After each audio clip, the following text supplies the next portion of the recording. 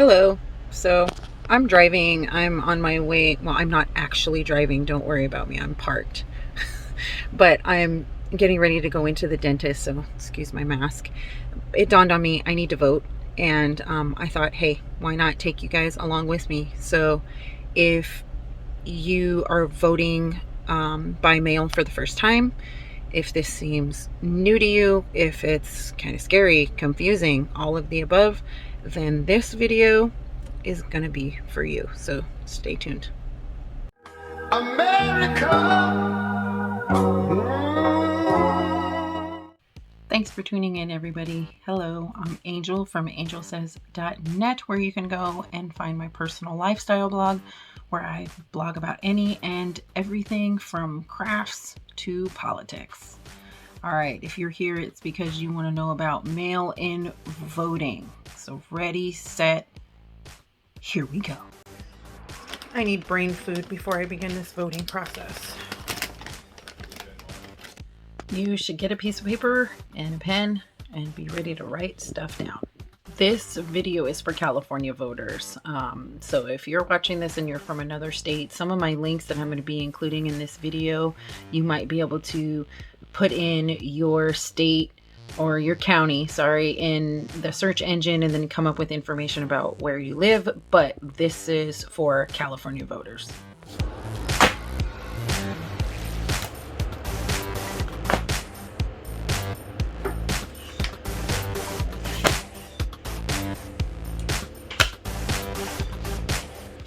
You are going to get all of these leaflets. Vote no on this, vote no on that, so on and so forth. So-and-so says yes, so-and-so says no. By and large, I would say that these make voting harder.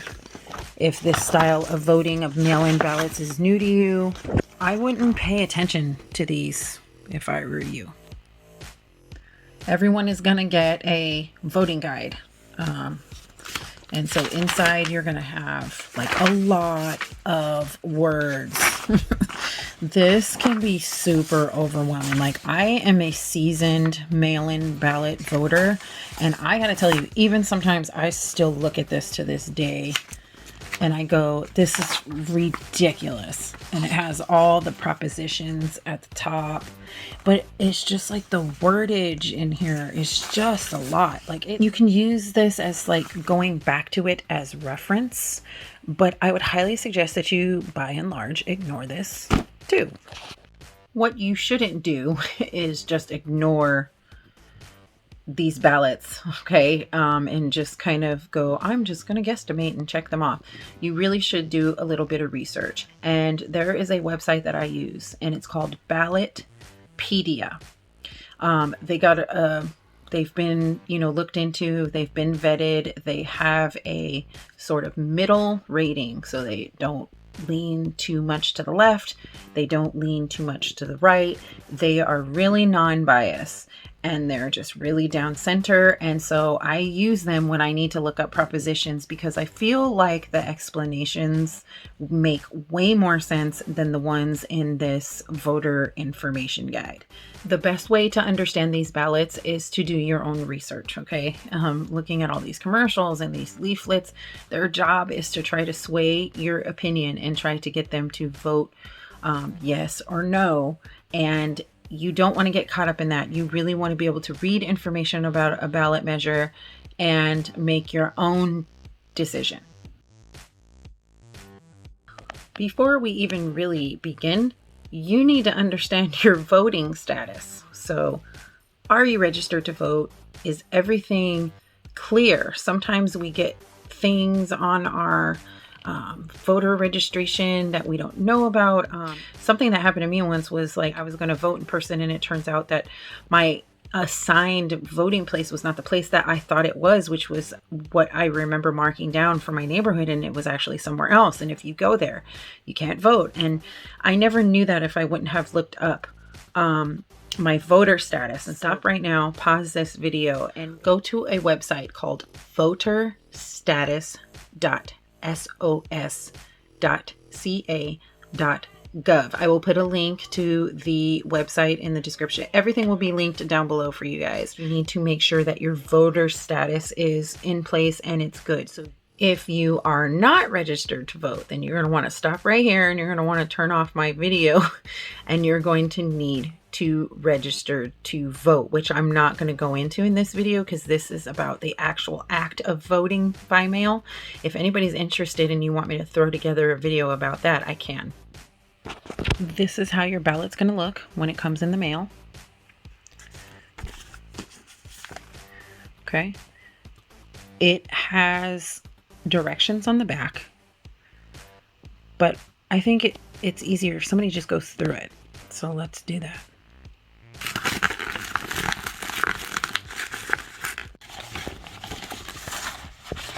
You get your I voted sticker. You get your envelope for mail-in or drop-off. And then you will get the actual ballot itself. And it kind of tells you right there how to return your ballot. You do not need postage if you send it in, but I always go to the drop box, which we will talk about later. Make sure to read the instructions at the top. It tells you specifically what kind of pen you are supposed to use, how you are supposed to connect the lines or fill in the bubbles. Sometimes it has little cross lines, but this time it looks like it's bubbles. Be sure to pay attention to all the pictures, like up here, and all the indicators that they give you. So as you can see, it says use black and blue ballpoint pen only. So they really, really mean that. And they want you to fill it in all the way. Don't leave any gaps or spaces. You fill it in until it's completely black. And the reason for this is because if the machines can't read it or it's not picking up fully, it's not going to count your ballot. And you don't want your ballot being thrown out because of that.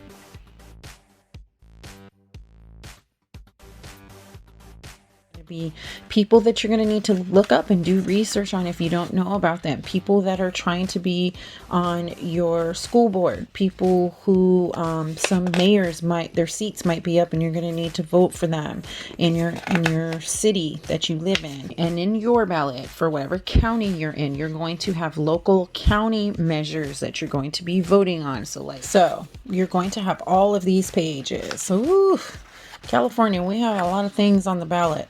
And then you have the presidential ballot. Okay, so it's the presidential ballot and it's local stuff. And if you have any more questions and you need some answers about voting that I'm not answering here, you can go to vote411.org for voting information. Sorry, I'm reading. I had to write all this down. You can go there to get more 411 on voting. Oh man, I just got mustard on my ballot. 3 hours later. Oh my God, California, seriously? I've been sitting here so long. There are so many darn measures on this ballot. Okay, so here's the official, return ballot envelope. Okay, it looks like this. This is the one that you're going to take to the ballot box or that you're going to mail. There's no postage necessary. Okay, so pay attention to this up here. One of the biggest questions is, do I have permission to turn my grandmother's ballot in? Yes, you do, as long as they fill this out, this portion. You have to fill this out that you've gotten permission to do so. Okay, one of the biggest things that people forget to do is sign and date the back of this. So the signature that's on that envelope that you're going to be turning in is super important. You have to have it or they won't count your ballot. Please remember that. But the signature also has to match the signature that was used when you registered to vote. So most people register to vote at the DMV. So you can check your driver's license or your identification card to look at the signature on there. And then you want to make sure that you're using that signature. Okay, so you filled out your ballot, you've sealed it in the envelope, you've signed the back, and you're ready to go.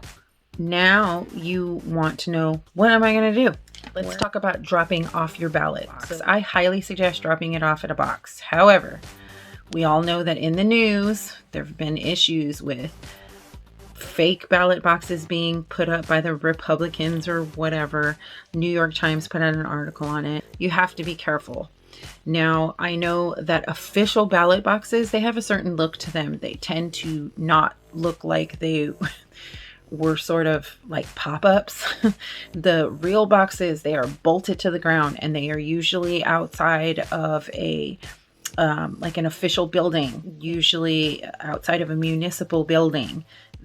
On the flip side of that, the New York Times also wrote an article on how to find an official ballot box.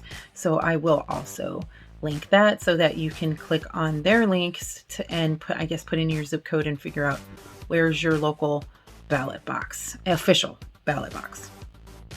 So remember, voting day is November 3rd. Please. So if you're voting in person, God bless you.